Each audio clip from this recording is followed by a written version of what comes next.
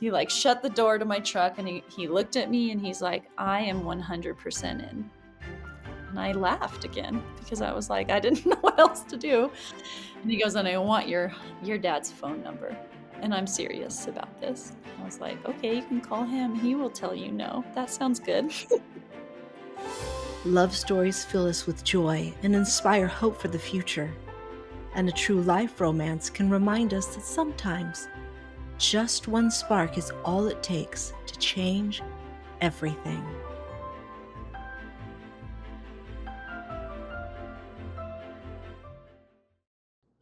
You probably think of summer camp as s'mores, long hikes, and singing around the campfire. But what about meeting the love of your life?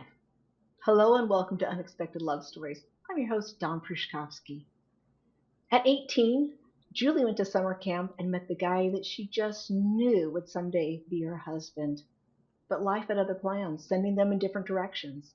That tested her patience and it stretched her hope, but Julie never gave up on her dream. Years later, that camp crush turned into a forever love story. Now, side by side, Julie and Dallas DeWitt are back where it all began, with a love story that proves that sometimes the best things are really worth the wait. Julie's a licensed educator teaching 5th and 6th grade, and Dallas runs Joshua Wilderness Institute at Hume Lake in Sequoia National Forest in California. You're just going to love this story. Welcome, Julie. Hi. How you doing? Good. How are Yay, you? so glad you're here. I'm doing good. So glad you're here. Mm-hmm. Okay, so let's set the stage for everything. All right? For you to meet Dallas, what year did you take this pivotal trip to Hume Lake? So this trip was after my freshman year in college. It was 2006. And I went up to Hume Lake Christian Camps, tucked away Sequoia National Forest. The biggest trees in the world. It's kind of what we tell people. You go to Fresno and you go up into the Sequoia National Forest. I had been coming to Hume Lake since I was a kid. A huge part of my own story of faith happened as a student coming here to camp. And so I'm like, I'm going to work there in the summer. It's so much fun. It is. We actually have about 2,000 campers a week from all the way from elementary students to high school students. It's really fun. So I came up actually to work in the daycare. It's called Huckleberry House. And I was 18 years Oh, old. And I was okay. exciting to be here. And was that going to be like a whole summer long Yeah, job? so it's 10 weeks in the summer in between my freshman and sophomore year. I went to Masters University my freshman year in Santa Clarita, played volleyball there. It's kind of how I got connected to the school. And I was ready to step out of that for a minute and come just serve the Lord here. And it's a beautiful place. So just to kind of have a summer to focus on my relationship with the Lord and serve. Okay. So I'm guessing at 18, though, you probably didn't go there to find Mr. Right. Mm-mm. Nope. Okay. But there he was. Uh-huh. I remember So the what? first time I saw him was orientation when they're kind of giving us like the rules and the spiel of how the summer would look. And I remember seeing him and just being completely amazed. Never had I had that happen before where I was like instantaneously just smitten with somebody someone from afar. That just wasn't my personality. So Mhm. naturally, I was very nervous around him. And he was a lifeguard for the junior high camp. And when I first saw him, I kind of avoided him just because I was like, who is that? Whoa. But we Mhm. had to naturally interact with each other. Part of my job, I worked in the junior high camp just to sell candy in the middle of the day, which was Uh-huh. not connected to my job, but a little bit extra hours. And he would come get water. And so that's where we would interact. And it was so funny and awkward. And I would spill water. I mean, I was just completely enamored by him, which he's pretty Mhm. easy to be enamored by. He's pretty amazing. So I was very smitten and nervous. And so, could you tell that he was a little bit attracted to you, or No, were you actually, not just at, kind of? I would never have thought he was. He plays it Mhm. pretty cool. He's, um, he, I would have never thought that he was attracted to me, but he actually had done a 9-month discipleship program Mhm. the year before, and one of which is now this program where he runs the program. But Mhm. one of his friends, a girl in that program, was also my friend. We worked together, and she kind of was asking me questions about him. And I had not told anybody except my mom. I actually called her. She reminded me of this. I totally forgot about this, but I had called her and said I met the man I was going to marry. And she was like, hold on, And I remember that. you do. I remember that. Yes, I do. Which I have to let the listeners in on some backstory now. Hmm. Um, who is your mom? So my mom is Connie Stilson. She was just Mhm. on her own beautiful podcast with you. Yep, she was episode 4. So for those of you Uh-huh. who have not listened to Connie Stilson's episode, you need to. It's Hmm. beautiful. It's Hmm. precious. So yeah, I remember when your mom said, "Oh, Julie told me." Yikes. She's like, slow down. I'm like, oh, it's okay, Mom. I don't really talk to him. I've met him, but Mhm. I'm afraid of him. Yep, I spilled his water probably 5 times. Um, Oh my goodness. he, he's a quieter soul, but really, really, just super, super kind. And Hmm. he actually did the thing that some guys tend to do, where they like get his friend to kind of find out where I'm at. So I had Hmm. only told my mom, maybe my sister, I'm not sure, but he was poking around trying to find out if I was interested in him, and I caught on to that, and I was like, "There's no way, there's no way." Um, and I remember towards the middle of summer, he always skateboarded everywhere. He was in junior high camps, pretty busy, and he was involved in, they do live dramas and all sorts of things. So I kind of felt like I started to know him, but maybe he didn't know me. But he at one time came skateboarded up to where I worked, asked me to hang out, and we laugh at this story all the time. Our students here laugh at it because he asked me to hang out, and then I agreed. I was like, "Yeah, I'd love to." And he said, "Great, I'll find you," was his line. "I'll find you." And I was at the moment like, "That's great." But then I realized, like, what does that mean? Where do I go? How do I be found?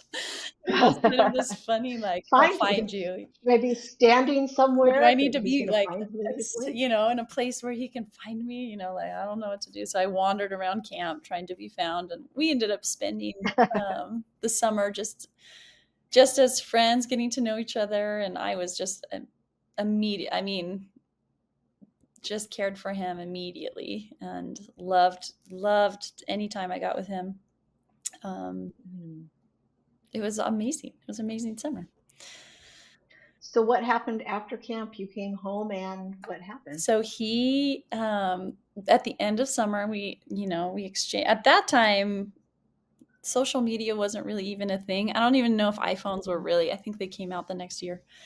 So we exchanged numbers. I went back to school, and I didn't Mhm. hear from him for several weeks. And I was like, "Oh no." And I always felt this, like, the Lord was putting on my heart the same message of, like, just wait, just wait. But I wasn't Mhm. very good at waiting. And I was very confused, and I always wanted to talk about it. And so at one point, my friends were like, "You need to just let it go." And I always wanted to talk about it. And eventually, I did hear from him. He called me. He was with all of his guy friends, which we laugh at now because they're still really close. His friends, Mhm. and he was still working up here in an outdoor education program. up here at Hume Lake. And he, with all his friends encouraging him to call me, we were caught up with me, but then we were losing cell phone reception. And he said, it's just not going to work out. And I was like, our relationship or the phone call? I didn't know. And he was like, well, and then we lost reception. And I never knew. Oh, But no. then I did not hear from him. He actually went on did this journey around the world, traveling, went through India, Southeast Asia, and I really didn't hear from him that whole year. Fast forward to the next year, I actually go back to summer camp, and so does he. Same camp, same jobs. And it was awkward at first a little bit, but we reconnected and we actually spent the whole summer again hanging out. It got a little complicated with other relationships that were kind of confusing and coming in for me, but it was just always easy. It was always easy with Dallas. I was always, when we were together, I never was confused about my feelings. Towards the end of summer, started to trickle off a little bit again, and didn't hear from him. But every time it happened, I was bummed about that, which I'll probably explain a little bit where he was at. But I just felt peace from the Lord of like, just wait, and keep trusting me. That next semester, I actually studied in Israel for the semester in a program called IBEX, Israel Bible Extension Program. And I think we emailed a couple times. I can't remember, but he ended up traveling a little bit again, and we kind of lost connection for a while. And I just focused at that point, like I'm just going to focus on the Lord and focus on learning. And I always had him in the back of my mind, always. And my whole family knew that. My dad would make funny jokes about it. And everyone knew I loved Dallas. Like there was no question in their mind. So, but whether or not that was like what's God's plan for us, we didn't know. I didn't know. And I tried so hard, even though I felt such confidence to hold it and like my hands open of going, it might not be, and that's okay. But then I did get into some other relationships at that point. That's so good. That was my next question. Did you see anyone else during the waiting? Yeah. So then in college, there's a guy there. We dated on and off again, and wonderful guy, wonderful friendship. I think that for me, it was like something's off and I don't know what it is. And I think it's really just that it wasn't God's plan for me and for him. But he was so certain, and so it confused me. Like he was going gun blazing. So we dated kind of off and on for the rest of the college experience and beyond. We'd break up, we'd get back together. It was just like a very always confusing, hard, and for me, trying to figure it out, like, what am I supposed to do? I remember thinking, and I often talk to people now, or young girls who are in the same spot. Like, I was so confused, and I would get a lot of different advice given to me.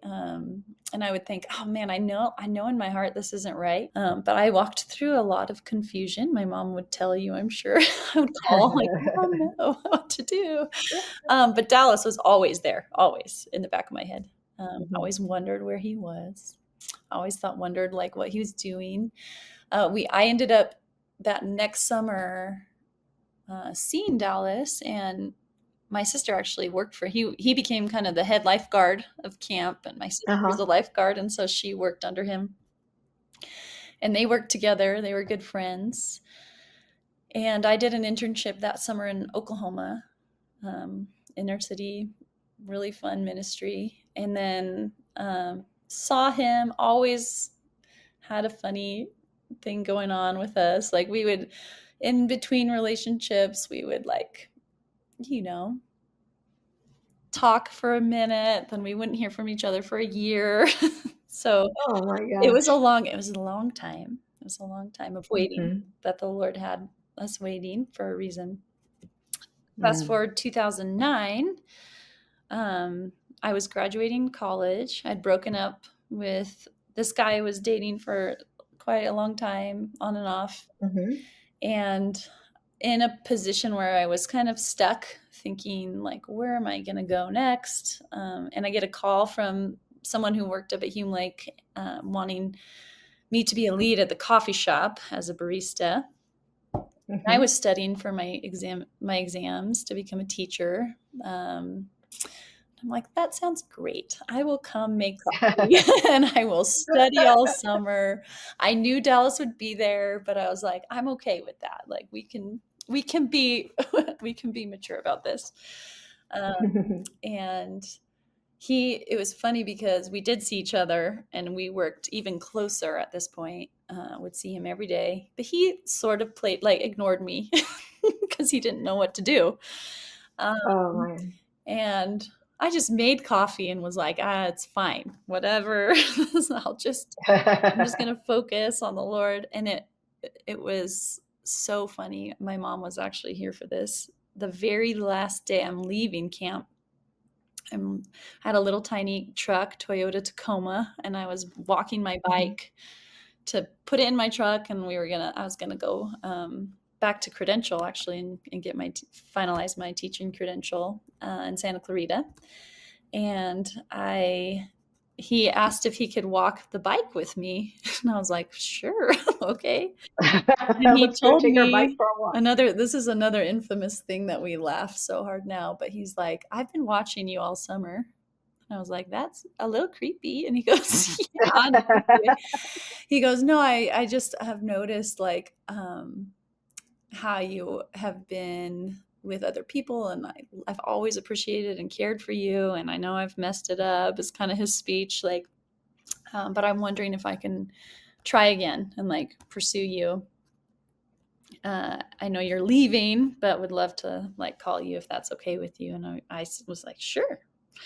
But I remember laughing because I was like, this is not going to happen, and it didn't. He didn't tell me. So his students now, they love to hear this part. They think it's so funny.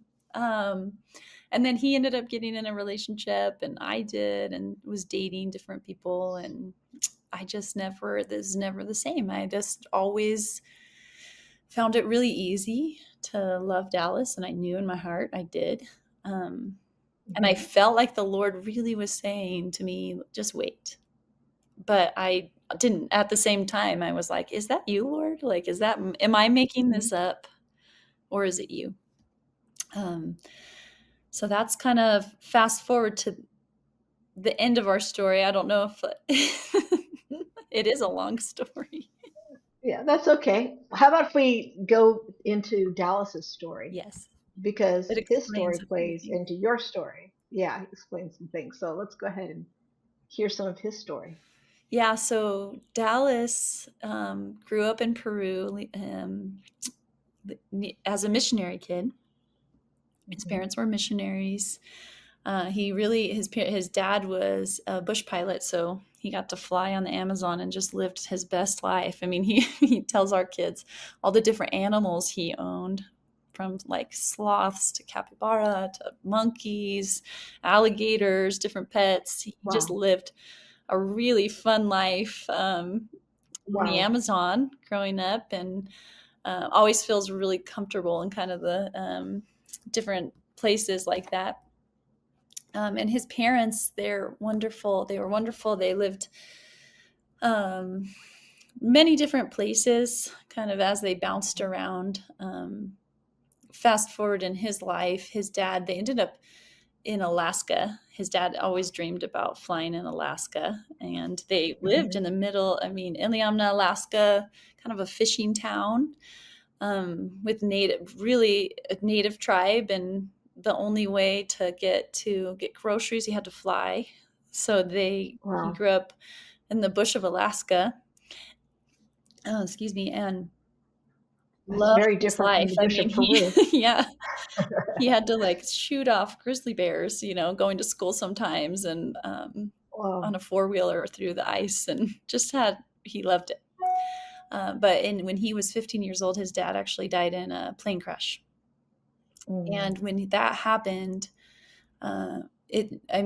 unexpectedly really just threw their whole family into a tailspin of figuring out like, what's next? What do we do? And he was, being 15, that was so substantial for him, of like Mhm. growing and just feeling like he was cut off, like just kind of lost his way. And he really became really angry with God, Mhm. led to a little bit of an agnostic kind of really thinking. He didn't know what to think about God and was just upset that Mhm. he would allow this to happen. They moved Mhm. to Florida, and he lived for many years of just anger. And I know his mom was Mhm. super worried about him and where he was headed. But something that his dad loved, Hume Lake, and he was a youth pastor for a little bit. He always wanted to bring Mhm. his students here. So that was always in Robin's mind a little bit. His mom's name is Robin. She's amazing. Mhm. She prayed for Dallas so much, and I know a big part of who he is today is because of the faithfulness of his mom and her prayers for him. But he came up here really knowing his dad, loved it here, always wanted to be here. Mhm. And so he came up to this discipleship program in the woods here called Joshua. And really, it's for students to kind of take a minute or take a break out of their life to really focus on the Lord and see not what they want to do with their life, but how they want to live their life. And generally, it is students who already know the Lord. He kind of came in saying, I'm not sure how I feel. Mhm. And they took a chance on him and on that and let him come. And February of that year, he fully gave his life to Christ. I think he like hiked in the snow for a few days and had like wrestled with God, a Jacob moment, and became a believer. But he was pretty Mhm. rough around the edges. And I think ultimately he said that when he first met me, he knew he really Mhm. liked me, and he was like, I know I could get you to hang out with me. But he's like, what to do after that? I don't know. Like, he's like, I'm not ready. Um, so really he was panicked, thinking like, I can get the girl, but I don't know what to do after that. And I know I'm not ready for like a commitment. And he ultimately wanted his dad. Like, he's like, I need guidance in this. I don't know what to do. And he always wanted to travel. So he traveled. I mean, he did a world tour twice and just got to see different places. And that kind of was for him. And the Lord's blessed him. Like, he really still has opportunities to do that, which is really fun, because that's kind of like this travel Mhm. itch is always there for him to see different people groups and understand um, different places. Yeah, at a different level. But he knew how. He was Mhm. scared. And so now, no, looking back, I'm like, that makes a lot of sense now. Yeah. I had known a little bit of his story, but he was a new believer.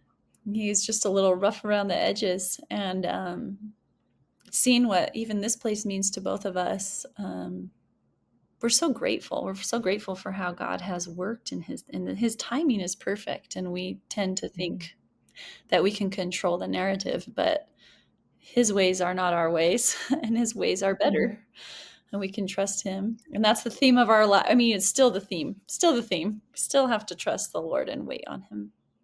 So when did it become like solidified? Because Hmm. he walked the bicycle with you, Yes. wants to pursue you, and then Hmm. So then, I was trying to figure out the dating life. It's just not always fun. You're trying to get to know people. Mhm. And what I actually got, and dating. yeah. Where were you living? So I ended up getting a job. Loved the school, Santa Clarita, called Mhm. Trinity Classical Academy, an amazing place. I taught first grade. And I just I credentialed that next year, and then moved in with some wonderful ladies, and got hired here at Trinity, and was just growing so much and learning so much. I loved it was such a beautiful start to teaching and a wonderful place to grow. Loved my students, was having a blast, like just always just loved it. And in Dallas, actually was working up at Hume in different capacities, and ended up moving to Seattle and working as a carpenter for a while. So that's where he Okay, so was. let's date, and I'm going to move Uh-huh. 2 states up. Yes. Okay. So he ended up there for a while. It was kind of a dark time for him, like working through some things that he needed to work through before we came back together. And I had written him off in some ways. Like I was like, "Meh." And was just trying to, just dating, and had dated this one guy pretty seriously, and was trying to figure that out. And I was coaching high school volleyball at the time. Just loving where I was at and very content. And I ended up on a whim with my sister coming up to Hume Lake for the weekend. She had just had a baby not too long ago, her first daughter. And we were like, let's have a sister weekend at Hume Lake. My parents co-owned a cabin at the time with another firefighter couple. And we were like, let's just go up to the cabin and spend some good time together. So we ended up coming up here on a whim one weekend, still dating this other guy pretty seriously. And Dallas was down in California for a wedding, and him and his friends on a whim just decided, like, let's go up to Hume Lake for a day or two, right? And That it would be just so fun. And happens it to just so be, happened to be the same day. And yeah. I remember, so Dallas is pretty easy to spot in a crowd. He's 6'6". He's really handsome. I remember seeing him in that moment. We actually went to the church service up here, and I saw him from afar, and I went, oh, there's Dallas DeWitt. That's so funny. And I guess he saw me too. I didn't think he did. And we had the opposite feelings. I saw him and was like, I feel nothing. I was like, I'm released. I kind of felt like this amazing, like, oh, I feel so Freedom. free, and I'm Yeah. not like worried about it, and I feel great, and it's really good to see him, but I don't feel any, like, I just was content. And he saw me and was like, oh no. Like, he's like, I have messed everything up, was kind of his thought. He went to sit down next to his friend, and he was like, I just saw Julie Stilson. And she's like, is that going to be a problem? And he goes, yeah, it's going to be a problem. And he was trying desperately in that one day to find me and my sister. He hopped on someone's motorcycle that wasn't his to like try to go by me to find me, because Hume's pretty big. I was like, I don't really care to spend time. I was just enjoying my time with my sister, and he was just desperately trying to figure out a way to talk with me. We ended up for a brief moment talking, and that was it. I left. He went back to Seattle, and then he ended up moving actually to Portland for a little bit. But everything swapped. Like, he was like, I need to figure this out. I need to pursue Julie. I don't know how to do this. I know her parents don't really like me, and her friends and her family. And he's like, man, I have got to figure out how to get in touch with her. And so he emailed my sister, Katie, and he said, hey, I know this is really out of nowhere. Wrote this whole email to her of, I know I've been really finicky in the past, and I understand that. So if this is a no, this is a no. He goes, but would you think that Julie would be willing to go on a date with me if I called her? And she wrote him back, which is so funny and so sweet. But she really didn't talk to me about this at the time, but she wrote him back and said, let me pray about it. Kind of like I don't know. And she did. Yeah. She prayed for maybe a month about it, and he was sweating. He's like, "What is she gonna is she gonna write me back?" She writes him back and says, if this is something you're gonna do, then this is something you're gonna do. You're not gonna she, was like, "You will not, break her heart," like, she was pretty Yeah. stern about that, and at the end she wrote this whole thing, "You need to talk to my dad because he's not too thrilled with you," and at the very end, she goes, "And she's dating someone, it's pretty serious." And he was like, "Wait, are you giving me, the go ahead or saying don't?" And he decided, he was like, "I'm just gonna go for it." And he packed up all of his belongings and he moved to Santa Clarita and got a Wow. new job. He really did not like his job, but he committed to 2 years to do this job. And he was living with an All elderly for you. lady who was connected to his parents somehow. And he came down going, "Well, I'm going to break up whoever she's dating. I'm going to break it up." And he's like, "And I'm going to pursue her as much as I can." He didn't know this, but a week before he moved down, I had broken it off with this guy. I really just felt like nothing was wrong. He was a wonderful person. I just was Mhm. like, it's just not meant to be. I just didn't have a peace from the Lord that was This meant is to be. this is not the one. Mhm. Mhm. And so Mhm. I, kind of at that point, I remember thinking, I'm okay being single. If that's what God wants me to do, I had done a couple trips with my dad. With my dad, as in Firefighters for Christ. I know you Mhm. mentioned that in the other podcast with my mom. I did a few trips with them to Haiti. I loved teaching there. Like maybe I moved to Mhm. Haiti. I can teach there. I was really content at that point being single, and I don't think I could have said that years before that. I think I was Mhm. really hoping and wishing and wanting to be with Dallas ultimately, but I was content, and I was like, I'm Mhm. happy where I'm at. Or if I go down to Haiti and teach there, that would be wonderful. But Dallas ended up calling me. I remember I was coaching at the time, and I saw his name pop up, and he had strategically put on Facebook that he was moving to Santa Clarita. And I called my sister. I was like, "What? Why?" And she was like, "I have something I need to tell you." Had told Oh. and told me, Dallas really likes you again. And I was like, "Okay, I'm not okay with that. I'm just gonna ignore him." And so it's so funny. We kind of flipped. And he called me, like, "I moved down to Santa Clarita. I would love to spend time with you." And I just ignored him. I was like, "Nah, I'm just gonna focus on where God has me right now.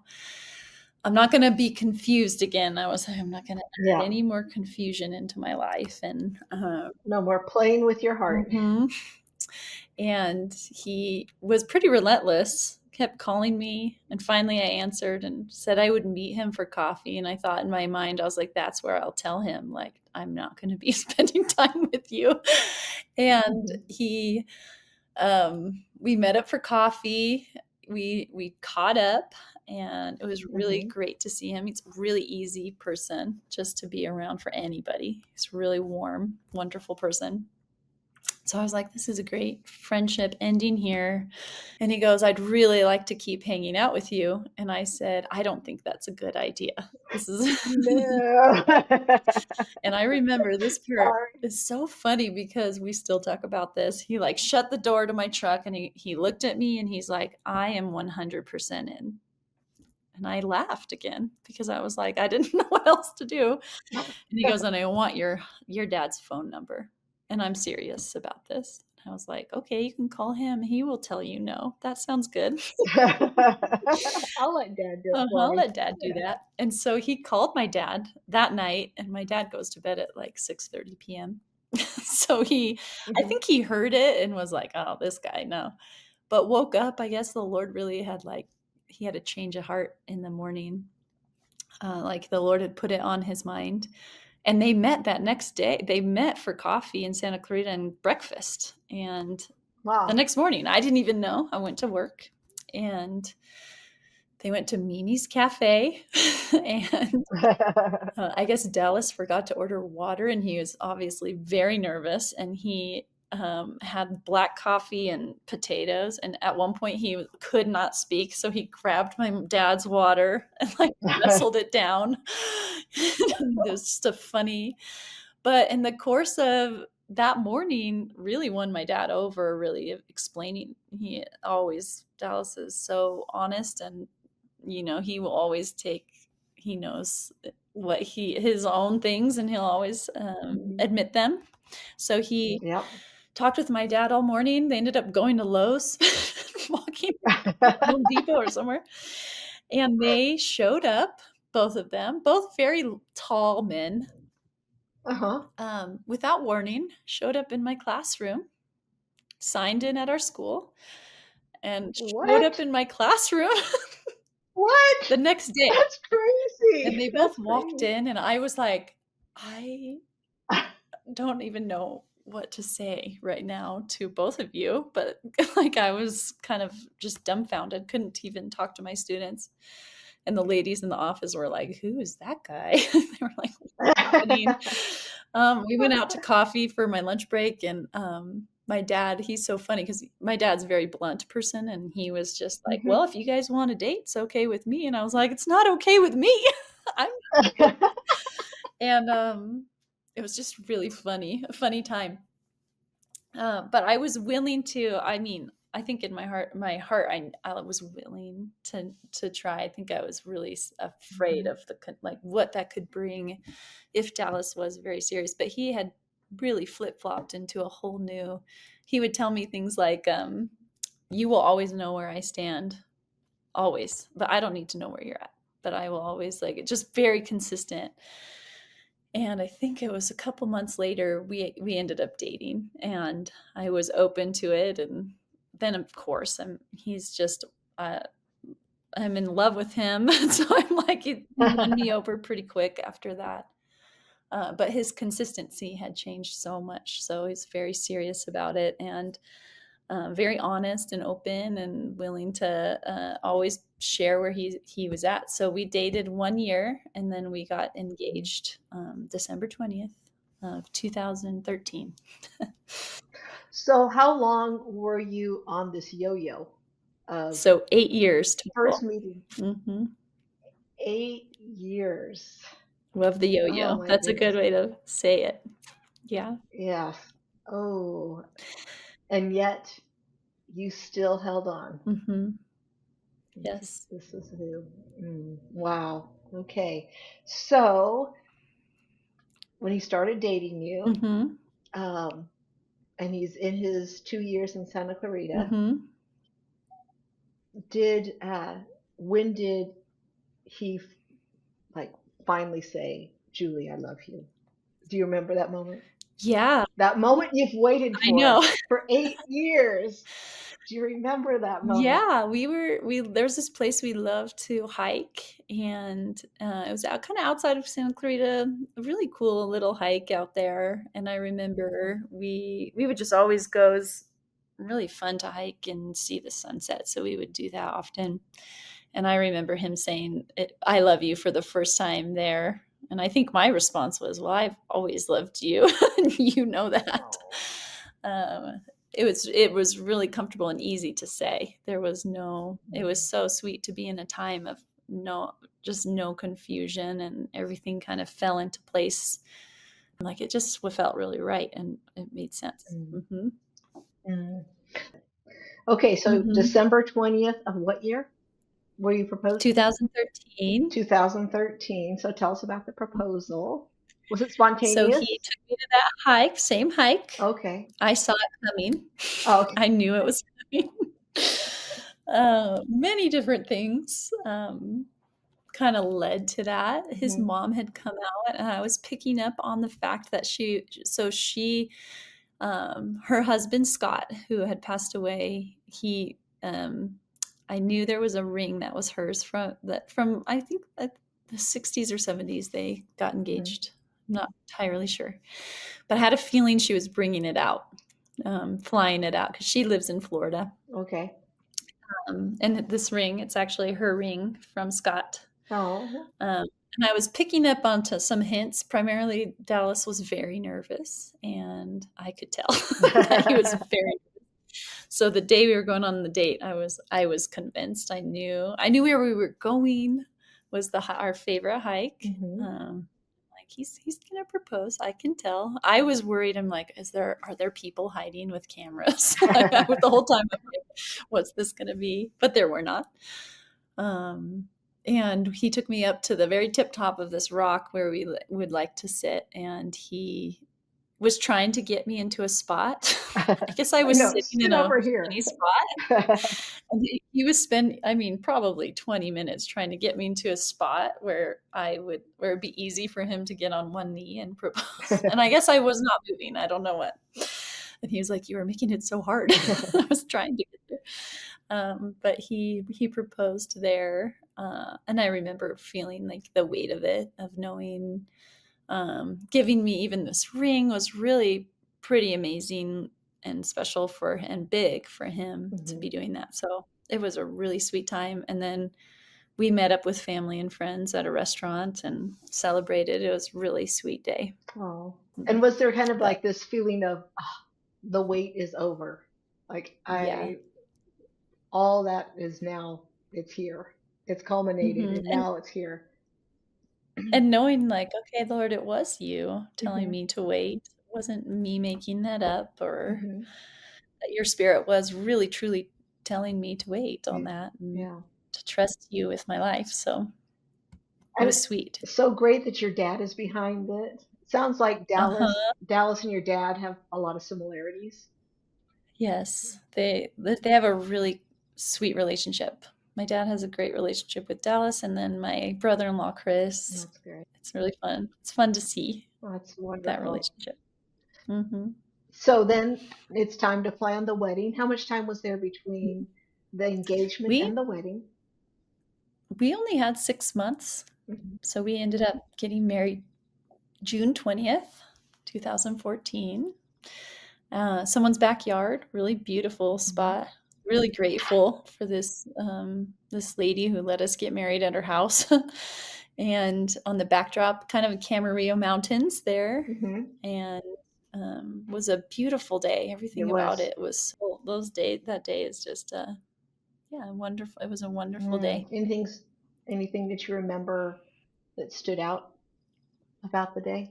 I, th- I think like some of the speeches, feeling so loved by people and Mhm. supported. I didn't anticipate. I mean, I realized that people supported us and loved us, but you just feel this overflowing of Mhm. love from your family and Mhm. friends. Seeing, yeah, seeing your parents, seeing my Mhm. grandmother, all these people in every area of your life together for one day. It's so, you wish that you could spend a ton of time with Yeah. everybody, but it really is like this moment that you won't necessarily have Mhm. again, to have everyone together, and cheering Yeah. you on and supporting you. Yeah. Yeah. So that meant a lot to me. I didn't realize how loved I would feel from just everybody in our life, from when I was a little baby and him as Mhm. well, and kind of this worlds colliding. It was really Oh, special. I love it. Yeah. So, did you take a honeymoon? Yes, so we went to Maui. We love Mhm. Maui. We've been there since. We love the people there. We have some friends there. And we just spent a week in Maui, a week in Kauai, and just hiked and did all the things we love to do. Swam every day in the ocean. It was Uh, awesome. We love it, and we still love Maui so much and the people there. yeah, I love Maui, love Kauai, love them. Yes, Yes, uh-huh. agreed. It was Oh, awesome. okay. Hmm. So, friends, you'll find out more about what she and Dallas are doing up at Lake Hume. You can find the link directly to her episode on the website in our show notes. If you just click it, it'll take you right to her in in our on our website. So, you've been married for how long now? So we're almost at 11 years. Mm. This June will be 11 years married. No, and when did you move back up to Lake Hume? So or we Hume Lake? unexpectedly got pregnant 3 months after we got married. We were not Oh. planning that. Um, really took Dallas by surprise. He was like, um, couldn't say the word baby for a while, and I was like, "Well, it's happening. We have a little time to prepare, but it's gonna happen." And our daughter, actually, this is where we see sometimes, because he had all these beautiful plans for what we were going to do with our life. We had Mhm. contemplated moving back to even to Israel and living on a kibbutz for a little bit, and all these things. He was so excited, and then bam, God said, like, brought us this baby, and we were like, okay, well, we're not ready. Mhm. But I don't know if anyone ever is. And he had a really hard time with it. But around, I think I was about 10 weeks pregnant, my he actually got a call from Hume Lake Christian Camps, where we are, big part of our story. And they were interested in hiring him to run the junior high camp up here. And so he was up here actually interviewing Mhm. at the time. And I got really sick, like so sick. I remember thinking, wow, pregnancy is really terrible. They don't tell you. Oh. And it Mhm. can be. But I was really sick. Ended up kind of couldn't move. I was so sick. And my sister Uh-huh. calls Dallas and goes, "You get home now. Like, this Yeah. is not good." And I was trying to play it off like, it's fine. I'm okay. And she actually wondered if it was my appendix. It ended up being, I was like, no, I'm fine. It's just the stomach flu. I was trying to Mhm. play it off. And he ended up getting a speeding ticket coming home. He was going so Oh fast. no. But by the time he had gotten to me, I was feeling a little bit better. Come to find out, I did have appendicitis and it had ruptured. And in Oh a my little gosh. bit, you'll feel better, but then it'll get really bad. So he's like, "I'm taking you to the hospital." And while we were there, I was still fighting, like, I'm just the stomach flu. I'm okay. But because I was pregnant, they really took it seriously and realized something's really wrong. But it was the middle of the night, and it was really, Dallas fought the hospital staff to get me Mhm. to get some scans because it was the middle of the night. Mhm. My brother-in-law, he's a radiologist out of Tampa. He was calling, going, "You either fly her somewhere or you get this done." And it was really, even though I was pretty upset that they were fighting people, I was like, "Come on." They ended up getting scanned and going, "Oh, it's pretty bad. Like, this is spreading through her body." Mhm. And she's going to get septic. So they ran me into surgery, took my appendix out, not really anticipating this, but it was okay, and did some good recovery. It was quite a bit of recovery just because I was pregnant, and um, went on my merry way and went back to school eventually. Mhm. Come to find out, they were like, "We need you to come in. We found something when we were in there taking your appendix out." So my mom went with me because Dallas was up here again, getting Uh-huh. kind of finalizing some interview. And I remember the doctor, he looked at me and he goes, "You must have an angel watching after you." I was like, "Well, the Lord, Jesus is." He said, "We found cancer when we went in there." Oh my He gosh. said, "But we took it out, and it was completely curative. It was a miracle." And he goes, "And we really suspect that because of your pregnancy because he said the cancer could never have caused your appendix to rupture. But the pregnancy, we do see pregnant women that this happens maybe because of dehydration or whatever it is. They're not sure." He said, "But it's most likely this pregnancy that kind of brought on part of your appendicitis. And you can thank this baby. She saved your life." And I remember being Oh like, wow. who am I to think, to try to plan my way. And Uh-huh. God knew when we were just supposed to get married, and by God's grace, I mean, it could have been like his plan for me to not have found it, but it would have been, it was pretty aggressive cancer, and they took it, it was gone. And I always would tell my daughter Coral, "You Mhm. saved my life, honey." With your pregnancy, there's a good chance. So we don't fully know what caused it, but I'm really thankful for the timing of her life. And we ended up Yes. at that point, I finished out my year teaching, pregnant with her, and we moved up here to Hume Lake. I was 8 months pregnant, um, very ready to have a baby, whole new place. Had to kind of Mm. adjust to moving from a career I loved to becoming a mom. That was hard for me. Uh-huh. And God was faithful in that, even though it was hard. And we now have 3 kids that we love so Mhm. dearly. They're really fun and funny: Coral, Jack, and Maisie. So Coral will be 10 this year. And Jack will be, he'll be turning 8 in September. And Mhm. then Maisie's 4. Oh, and they're all beautiful. Yeah, they're just a delight. They're so fun Mm. and funny. Wow. So you guys have learned a lot through your journey together. Hmm. Um, would you mind sharing any words of advice that you have for anyone who's looking for love or are questioning when they're, that new Hmm. stage? Is this the one? Should I pursue? Should I just say, hey, let's be friends? Do you have any advice that you could give? I think Proverbs 16:9 has always been in my head, that Hmm.